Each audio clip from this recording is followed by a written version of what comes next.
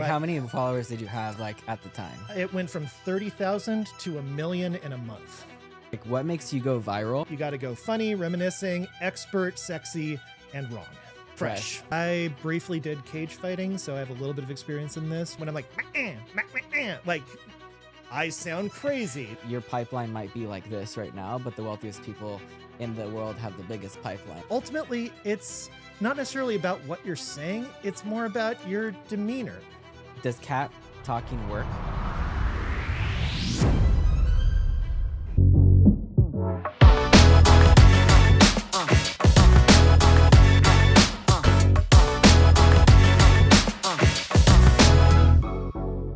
Welcome back to Built to Scale, the podcast for operators, builders, and young entrepreneurs who want real systems, not hype.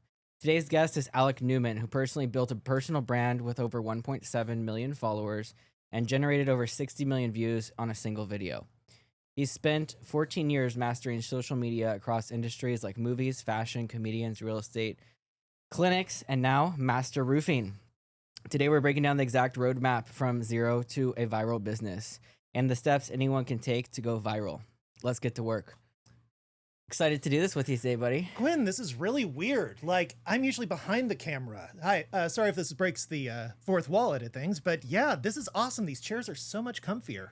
Yes, I'm liking this. I'm excited to have you doing this with me today, Alec.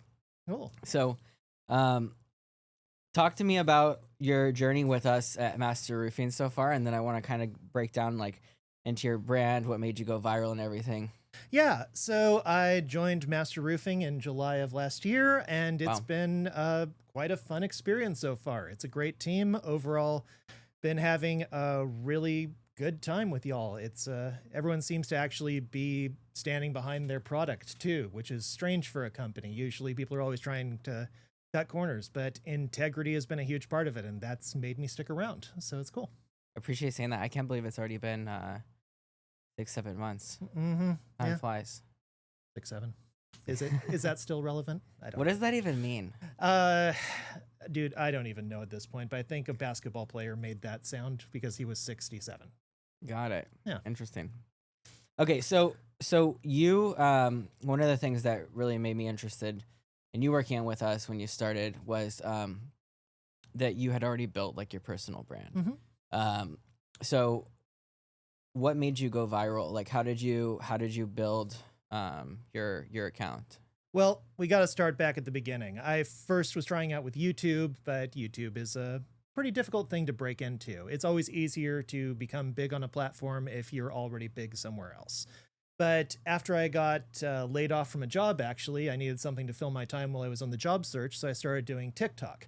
And I realized immediately that it had huge, like, viral potential because the first video that I posted got like 1,000 views.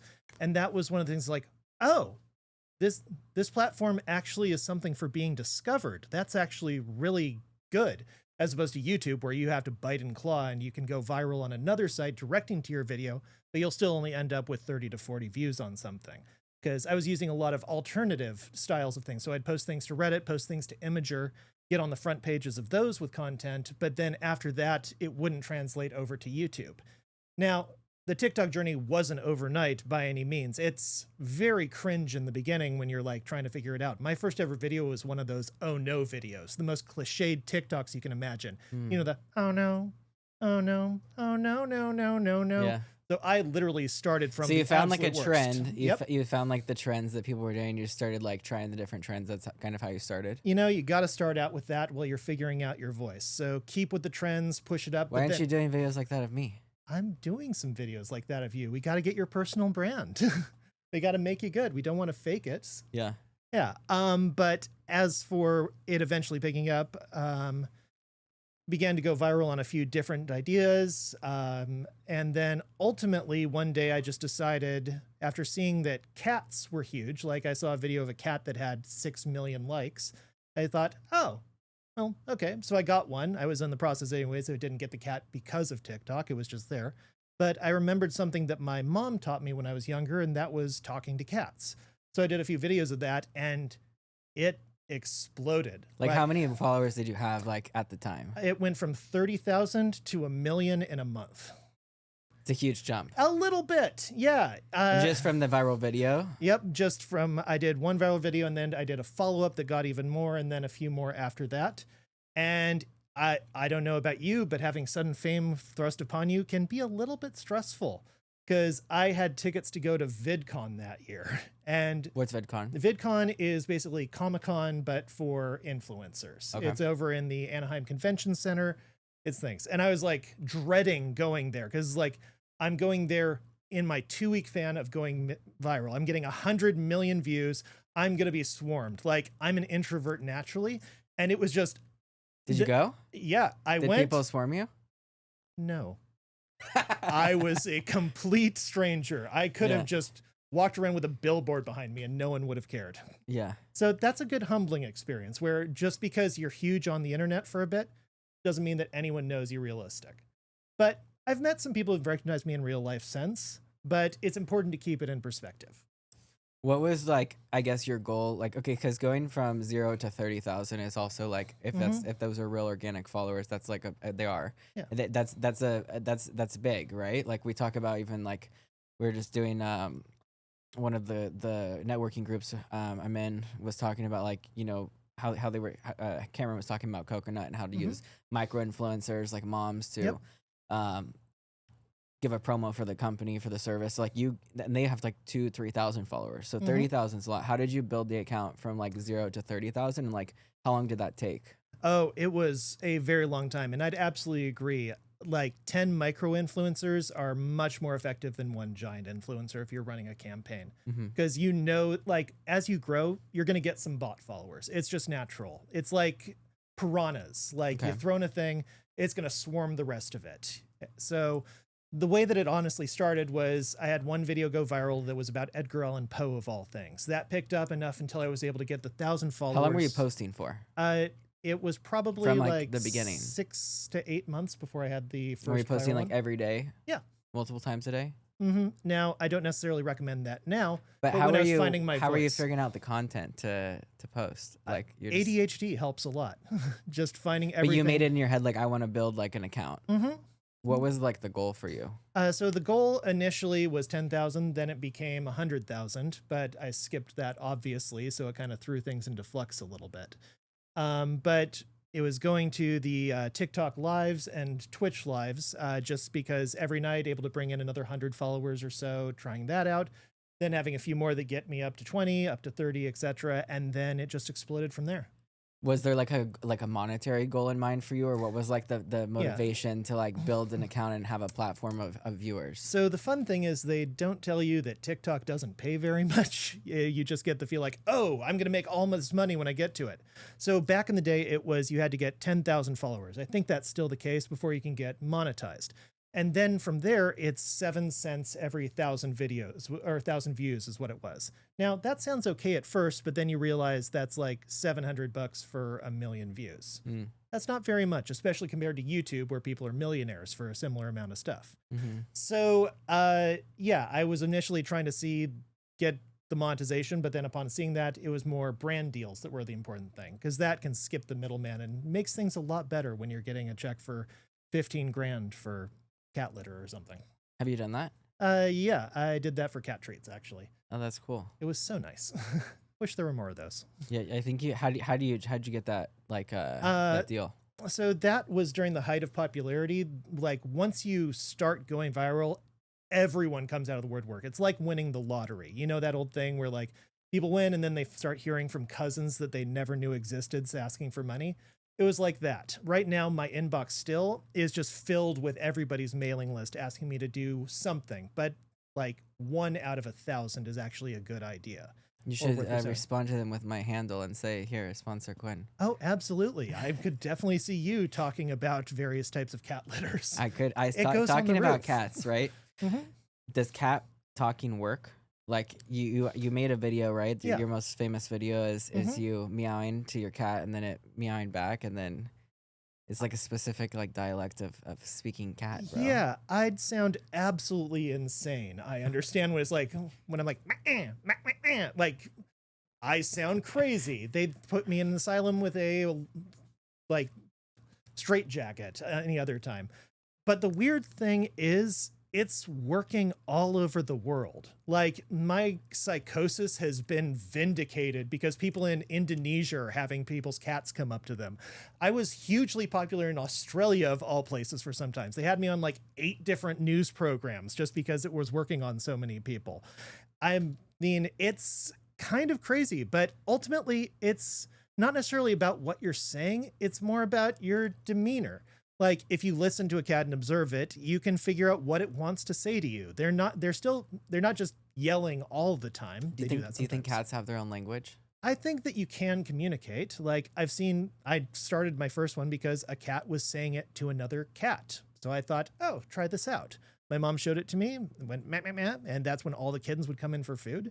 And it worked on completely unrelated cats over decades. We should have tried that on Shirley's cats today. Yeah, that if we'd gotten them out of the house, that would have been fun, but I don't think the window cat was going to be very helpful. So what advice do you have for cat owners? I mean, just listen and observe. It's pretty normal. Like, your cat wants to communicate with you when it yells at you. Like, yes, it's often food or different food, or why haven't you fed me in the past 5 minutes? But like, if they're chirping at you, chirp back. Like, it becomes a communication point at that. Did you grow up with dogs or cats? Both. So I had cats from young age, and then dogs, and then horses, and a potbelly pig, and all types of that. Wow, and a turkey. You grew up on a farm? Yeah, we've talked about this. Yeah, you grew up in California. So I grew up in a very rural area that was 500 square miles with 5,000 cattle. Like, we had 200 or 300 people. My graduating class of 8th grade had 13 kids in it. So, I just got a new cat. Uh-huh. And I have another cat.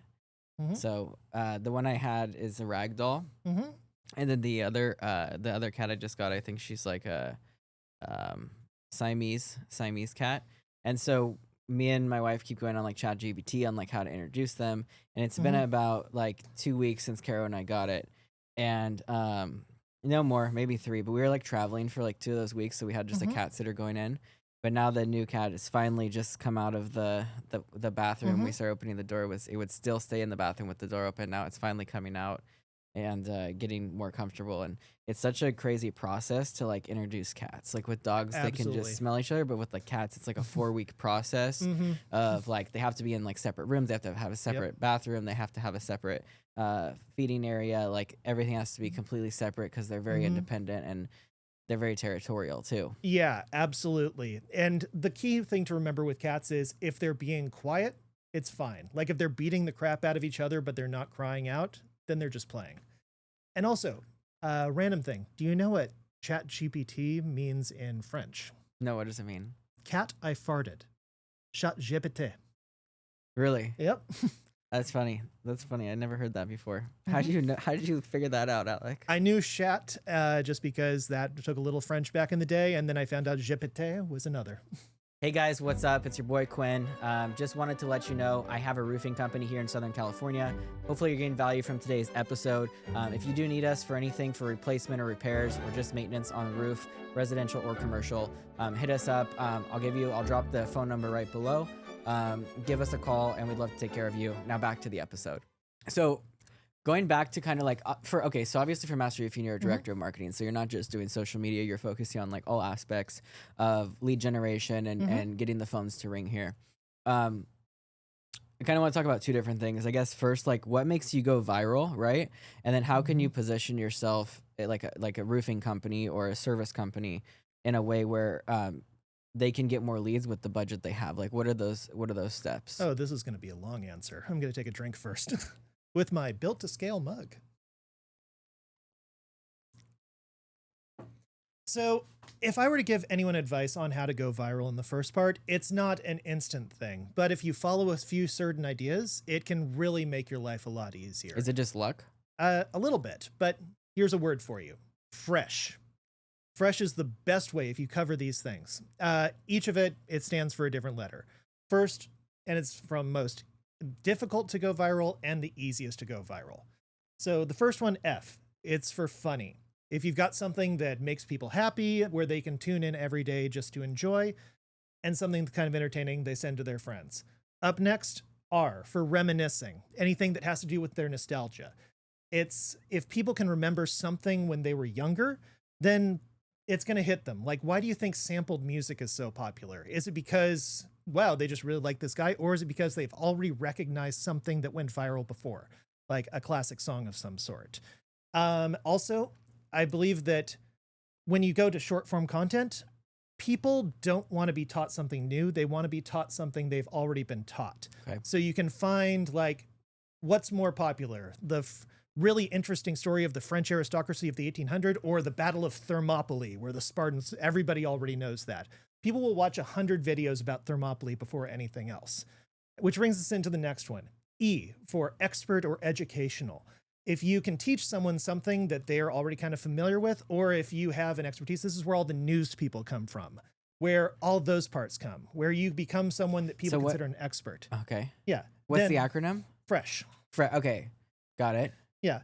And then S, which is sexy. The easiest way to do it is to be hot. Like, I'm not, but a lot of people have a really life on easy mode, where they just are able to be an attractive person who people want to turn into, the whole Kardashian effect. And then the last is H, which stands for wrong. What do you mean? Exactly. People want to be able to feel superior to the other people. So you can see people who've messed up, who've been canceled, one of the more popular ones that I've seen that was hugely viral was a woman who put Gorilla Glue in her hair because she didn't have her standard glue. And the internet came out of the woodwork just to correct her and say how stupid she was. Another one that keeps going viral is people accidentally saying the N-word. Like, there was a lobster farmer, and I'm going to say this very slowly. He held up a lobster covered in eggs, and he said, "We've got an egg-er." When he said it faster, it did not sound like that. And he got thousands of stitches of people coming in to basically be like, okay. In general, like, one of the early parts of my cats, I'm not the cleanest person, as you've seen my desk, but a lot of my comments were based around, hey, you need to vacuum more. Like, that's like the extra internet engagement. bullies. Yeah. Exactly. That's extra. Like, if you can look down on someone, everyone wants to feel superior. So it's the easiest way to go viral, but you do not it's a very, very sensitive line to cross. So yeah, you got to go funny, reminiscing, expert, sexy, and wrong. Fresh, funny, reminiscing, expert, sexy, and wrong. Mm-hmm.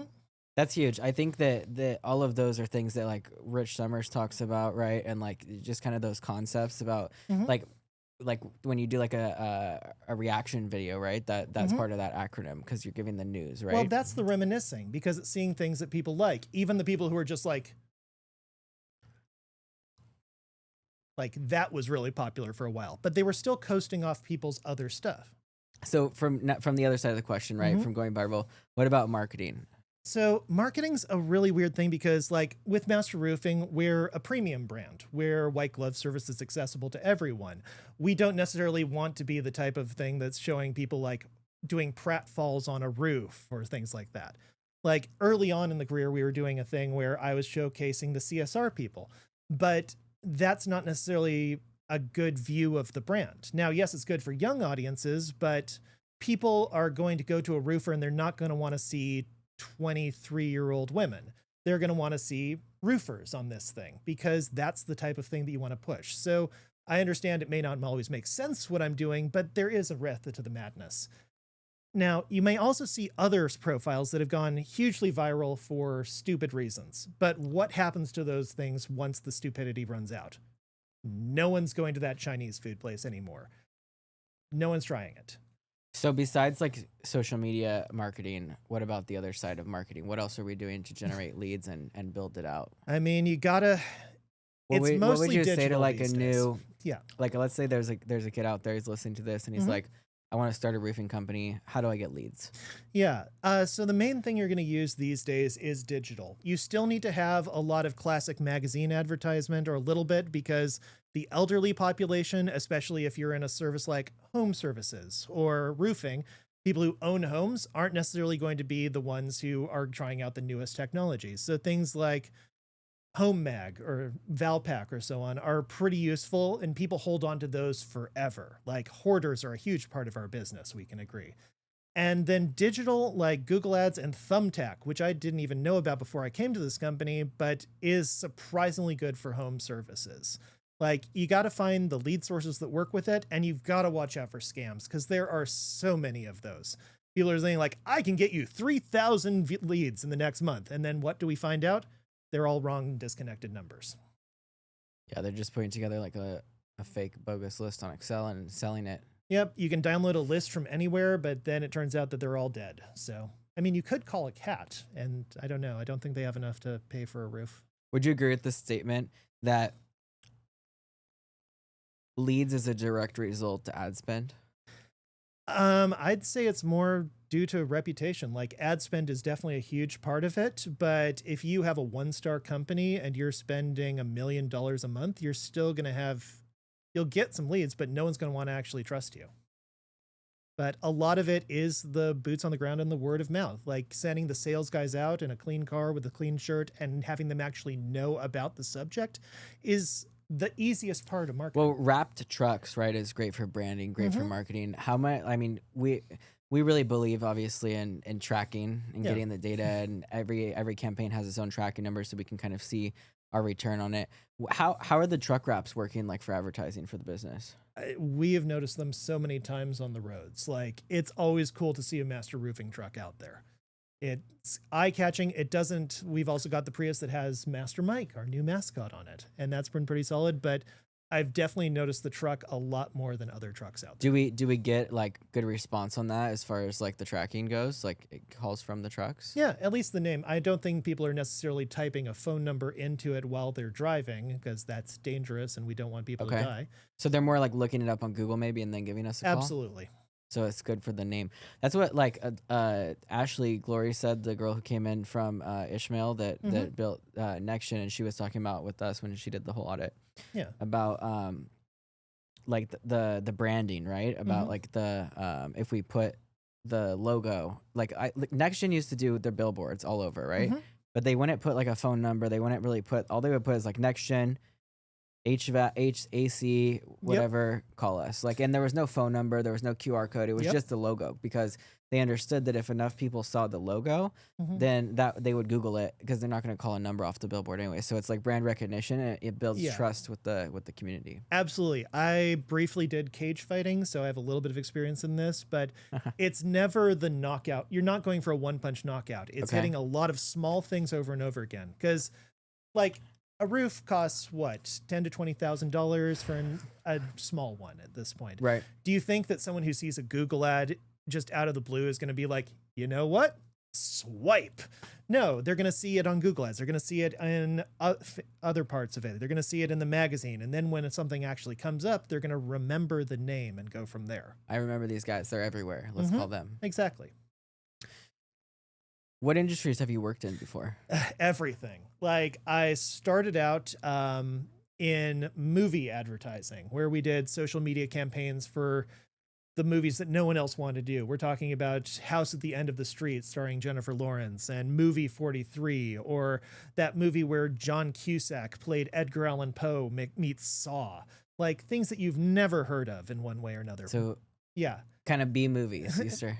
But from real studios. And with real actors. Yeah, absolutely. Yeah. But so many movies come out a year, especially pre-Netflix, where it was just... So what your job was to, like, this firm you worked with, or was just marketing these movies to get promote them before they come out? Yep. It was basic social media pages and also seeding things. So like writing in comments of blogs and stuff saying, hey, you should check out this movie, or oh my God, another Josh Hutcherson thing.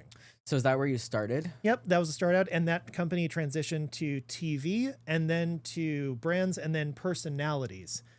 And that's where it got interesting. Because when you manage someone else's brand, do you know what you learn about humanity? People are pervs.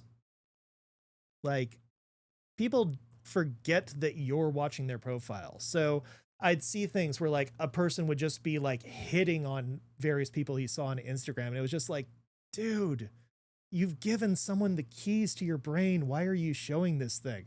Like getting woken up, or like just playing a game on my phone, and then an Instagram pop-up comes up and says, "My ass misses you." Just ew. Yeah, because you would be seeing all that stuff Yeah. if you're, you know, this is funny, but you say that because there's different influencers that talk about like hiring like a overseas marketing guy to manage their social media, somebody that's like in India or Bangladesh Yeah. or something, and then they end up getting like their account hacked or ends up like spamming people and all this stuff, and you have to be really careful with like when you have people managing your brand, like what you're doing on that account. Absolutely. And I'm sure you've probably seen some strange things. There have definitely been some things where, especially like when you're working with someone and you're doing damage control, because we had like the first line of PR for things, and someone would say something on a random Saturday, and then it would just be like, everyone, all hands on deck. They said something really dumb. But then after that, we did stand-up comedians, which was similar. But after that, went over to an allergy clinic, then a real estate management company, which dealt with fashion and art and multifamily properties, and then found my way to master roofing. What have you like learned from doing marketing in all these different industries? That ultimately it's all about just telling a story. Like, you want to be able to engage with it, push the brand, and make people actually want to follow the idea that you're pushing. Like, people say just like, make me go viral. But if you go viral and you don't have something to back it up, showing like, oh no, there's actually a solid foundation, there's something kind of interesting, then that viral moment leads to nothing. Which honestly kind of happened to me, because I was hugely popular for cats. Everyone wanted to hear more about cats, but cats don't talk that much. So after 10 or 15 lessons or so, people didn't really care as much anymore. And then I had to transition over to like movie talks, which isn't quite the same as cats. Got it.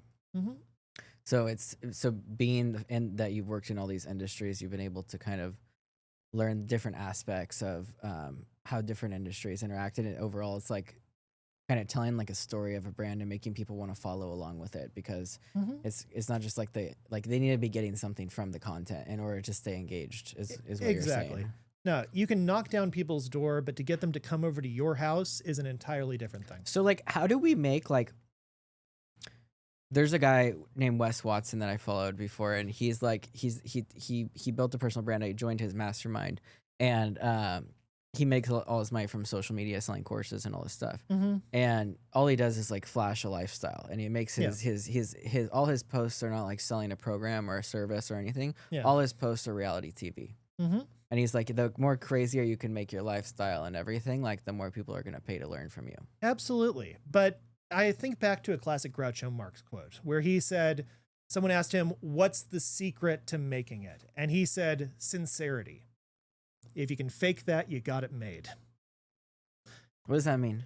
It means if people believe the lie you're telling about yourself and the thing that you're pushing out there, then you've made it. Like, people consider you a part of the family who they'd invited him into their homes on their TV every night because they believed what he was saying. And the same as this, like, there are people who like try to just be the most outrageous thing, but ultimately there still has to be a kernel of sincerity behind everything where it shows the real person behind it. Like, you see so many people who are trying to be the most famous person and they buy followers to get the thing. By the way, never buy followers. That is the one way to ensure that you never go viral again. I've seen so many people who like just, they buy 20,000, 100,000, even more people, and then the money runs out, and then what happens? Their views drop to absolutely nothing. And then that affects the algorithm because it's not pushing it out to anyone. They're showing no interest. So right.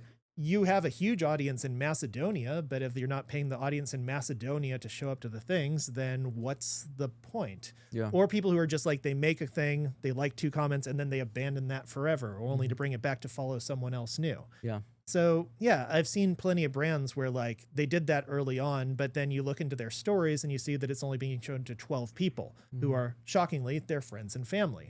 So yeah, you've just got to, one, do that, but then open up to yourself. If you can make people think that they're in on the joke, like, oh no, I know that person.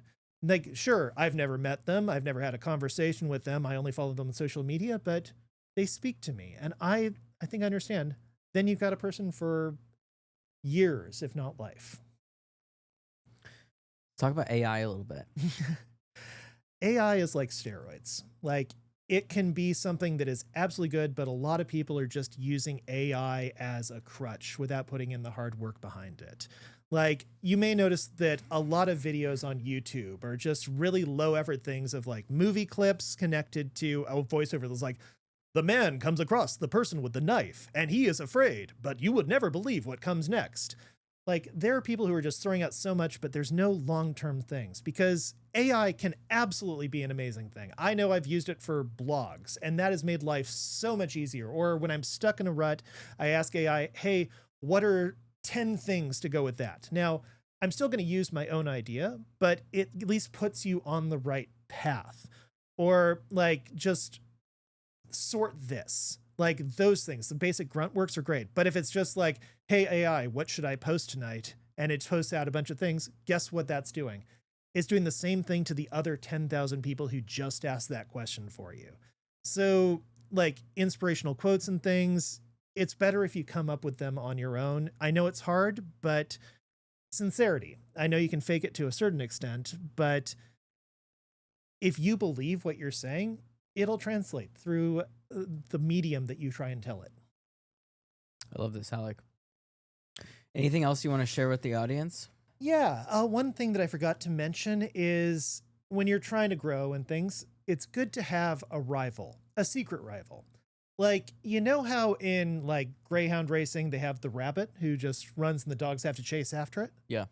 That's the thing Not you really. want to do. Well, there's a rabbit. The dogs chase after it, encourages them to go fast. Okay. Because when you're just like competing for yourself, it can be kind of rough where you're like, am I doing good? Am I doing bad?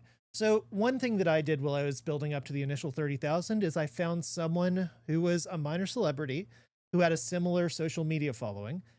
And I never contacted this person, but it was good to see, am I doing good? Like, I'd gain 1,000, she'd gain 1,000. It was just in order to keep it up, because Competition. yeah, a competition is great. If you can find a friend to compete against, I've done that too. It's not good because you might get jealous, they might get jealous, you might accidentally sabotage each other in one way or another. So pick a stranger and compete against them.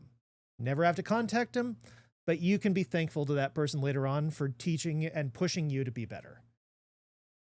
I like that. So I've actually got one question for you, and that's, I mean, I work for you, but I see that you're pretty genuine. We actually like gave a woman a roof today for free. That was really sweet, and I know she was incredibly thankful. But what, you obviously want to be famous. What do you want to be famous for? I think that I don't know if it's that I want to be famous. I think I want to build something that I've created a legacy, and I have, like, when you see like these billionaires that have built like Tesla, right, or built Amazon, right? That's something I've always, I think, aspired to be, is just like a world leader and have a huge multinational, international company, and a brand. It so happens to be roofing right now. If I was in the toilet paper business, you know, it would be a different story, right? But it doesn't really matter the product. I think it really comes down to like building a big team. And then you have to look at it as like you're doing it to like change the lives or people's lives or change the industry, because that's really like the motivation. You can only chase money for so long, but you need to have like a bigger and better why. I think the social media and meeting more and you know, becoming more known is great for networking and will open up like other opportunities in business or Mm-hmm. personal relationships. So I think you need to put yourself out there in this world in order to um in order to grow into something. Like we're just training our sales team on prospecting, and Grant Cardone was leading the course, and he talks about the wealthiest people in the world. Like, your pipeline might be like this right now, but the wealthiest people in the world have the biggest pipeline, right? They have so many opportunities coming to them, so many deals coming to them Yeah. because of their network. And so for me, like, it's really driven around like business and entrepreneurship and wanting to build that network. And I think that's what excites me in life is like is working on deals and putting them together and building teams and creating impact. Cool. Are there any people you're following just to try and emulate, or just because you want to outclass them? Like, what's the old In thing home say? services, like there's some pretty big guys that like I guess I would say I look up to that they've built what I aspire to build. Guys like Ishmael Valdez, Brandon Dickey is doing local roofs. Ishmael sold Next Gen here. Cameron Bodden, Tommy Mello. I just went into his shop and toured his shop and facilities in Phoenix. His company is doing $80 million in EBITDA. I think in revenue, 300 million, something like that. So Mhm. it's just like the kind of the extreme in the home industry. Tommy's going to sell his company and get a check from private equity for $500 million, $500 million in home service. Mhm. So it's pretty amazing the opportunity, and it's really exciting to like look up to those people because if they can do it, why can't I do it? Right? They've just been doing it for a long time. They haven't given up. They've been in the industry for like 20 years. Absolutely. And as you once said on social media, work and hustle until your idols become your rivals, right? Yeah, 100%. Yeah. Well, honestly, wanted to thank for having me on. It's nice to be in the comfy chair for once. Hope we can do this again one day because it's different when the lights are bearing down on you. I appreciate you coming on, Alec. Thank you, bro. Where can people find you, Alec, and enjoy your journey? I can be found on every social media platform, TikTok, Twitch, Instagram, YouTube, at Alecanewman. That's ALECANEWMAN. And yeah, Alecanewman on everything. Wow, that was super powerful, Alec. If you're building something and feel like you're behind, remember this. 14 years of skill can go into one viral moment. Alec, I appreciate you for breaking down the blueprint. For everyone watching, if this helped you, share it with another entrepreneur who's trying to build something. Whether you're just getting started or tightening up your operations to get to the next level, the roadmap is clear. Build with intention, build with structure, and build to scale. Legacy isn't something you're born with, it's built.